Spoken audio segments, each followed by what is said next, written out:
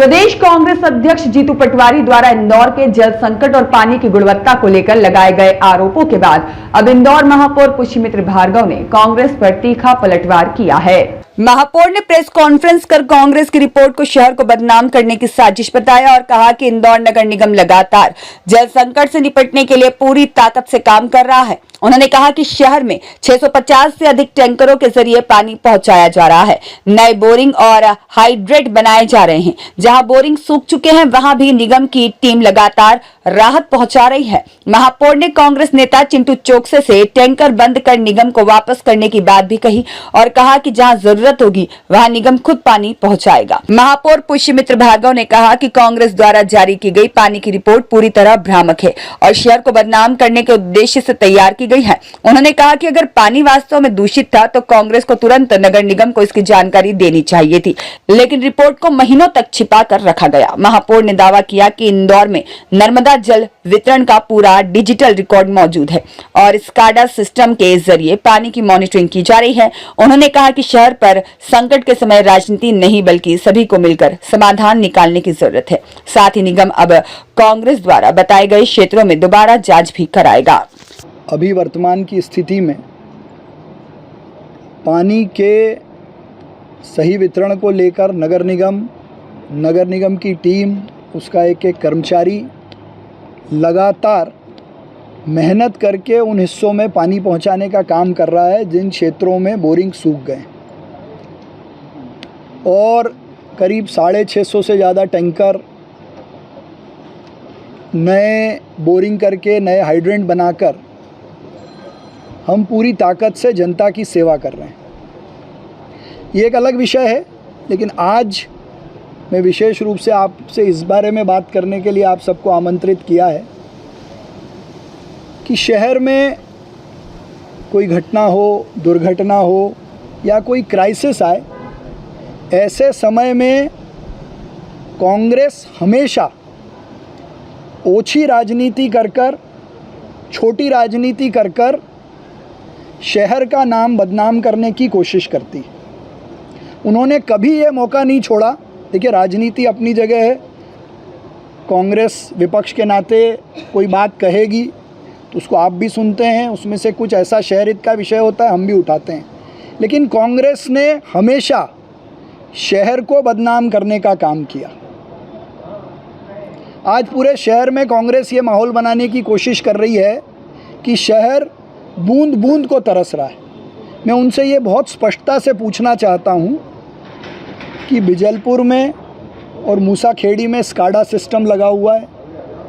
जितना पानी माँ नर्मदा जी से फ़िल्टर होकर इंदौर पहुँच रहा है और वो टंकियों तक कितना पहुँच रहा है उसका डिजिटल रिकॉर्ड है।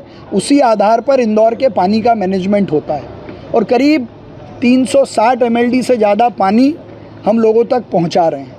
इसके अलावा आप सब जानते हैं कि इस बार हज़ारों की संख्या में हमारे बोरिंग सूखे और उन क्षेत्रों के बोरिंग सूख गए जहां नर्मदा जल वितरण की व्यवस्था नहीं है।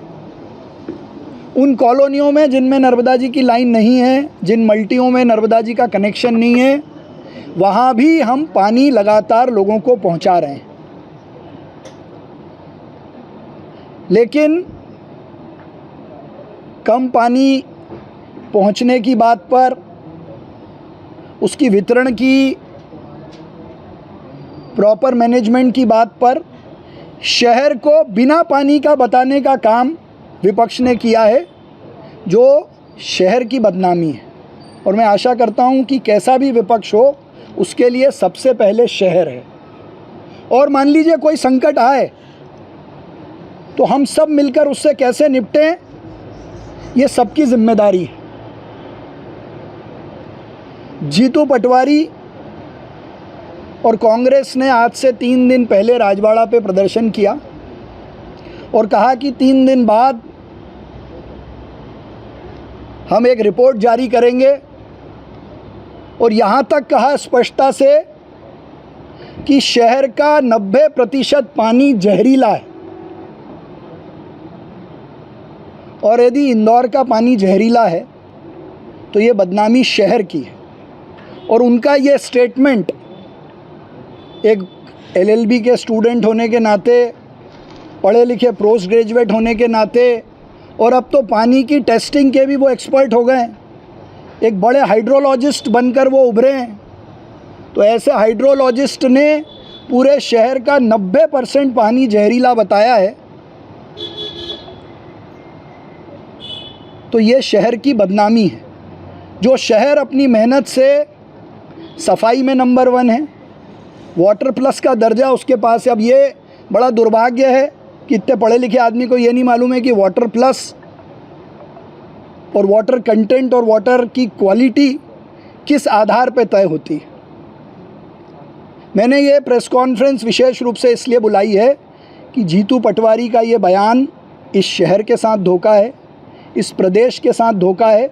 और जो झूठ उन्होंने बोला है, उन्होंने तो मुझे चुनौती दी थी कि मैं उसको कोर्ट में सिद्ध कर पे बताऊं, पर एक सामान्य विधि के स्टूडेंट के नाते मैं अभी आपके सामने सिद्ध कर दूंगा कि उनकी रिपोर्ट और उनका चैलेंज सफ़ेद झूठ है और प्लान करके शहर को बदनाम करने के लिए जारी किया गया है।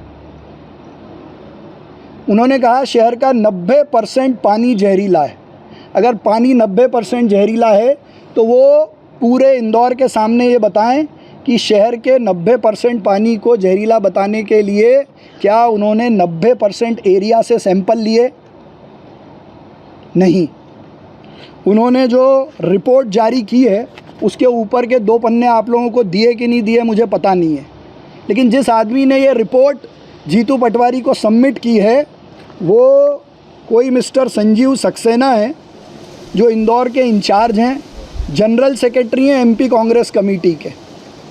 और उन्होंने अपनी रिपोर्ट के पहली 3 लाइनों में ये लिखा है कि हमने 7 विधानसभाओं के 240 सैंपल जो केवल 29 वार्ड से लिए गए हैं वो हमें इंदौर म्यूनिसिपल कॉरपोरेशन और जल निगम ने सप्लाई किए। ये जो उनकी रिपोर्ट है उसमें से मैं आपको पढ़ के बता रहा हूँ कि हमको ये सैंपल नगर निगम ने और जल निगम की 7 कॉन्स्टिट्यूएंसीज से मिले। दूसरा, कितना बड़ा धोखा उन्होंने शहर के साथ किया। भाई कोई भी आम आदमी अगर कहीं पानी ख़राब आ रहा है और उसकी टेस्ट करके हमको बताएगा तो हमारी जिम्मेदारी है कि हम उस पर कार्रवाई करें, उस पानी को ठीक करने की कोशिश करें।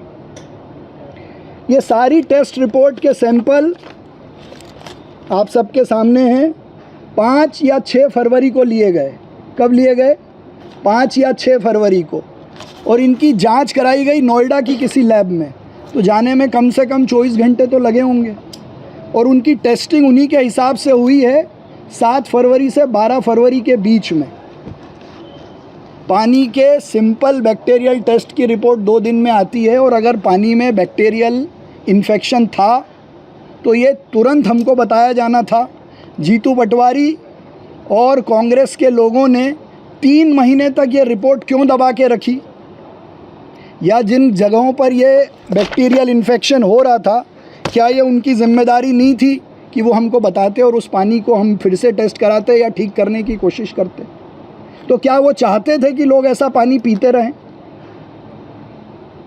तो ये पूरा कांग्रेस का षड्यंत्र इस शहर की इमेज को बर्बाद करने का है।